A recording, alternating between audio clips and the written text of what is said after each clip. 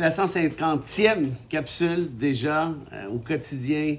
Vous êtes de plus en plus nombreux à nous regarder. Merci pour ça. 100 fois du fond du cœur, honnêtement. Ça fait du bien, toute cette solidarité.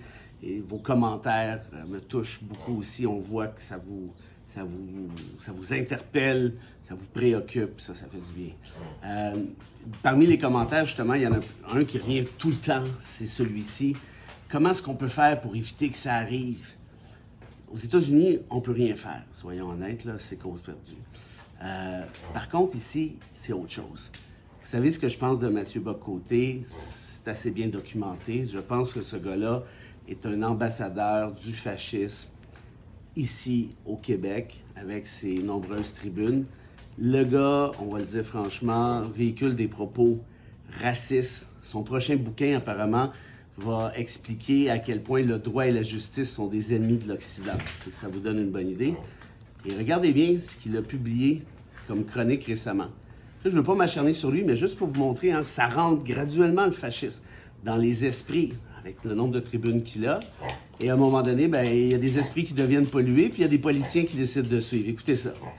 Aujourd'hui, les dépenses sociales augmentent en bonne partie à cause de l'immigration massive extra-occidentale que nous subissons.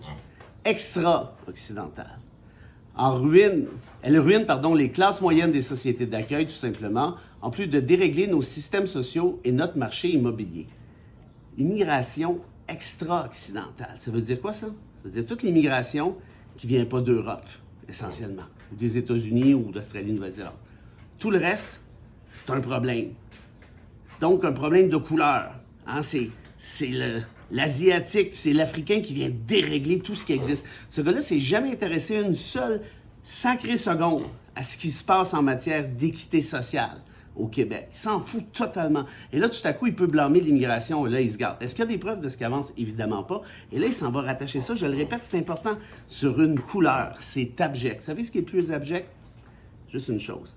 Florence Plourde, qui travaille au gouvernement Legault, a retweeté la chronique avec une petite flèche là, d'un dard qui tombe sur la cible en disant « Bravo, bravo ».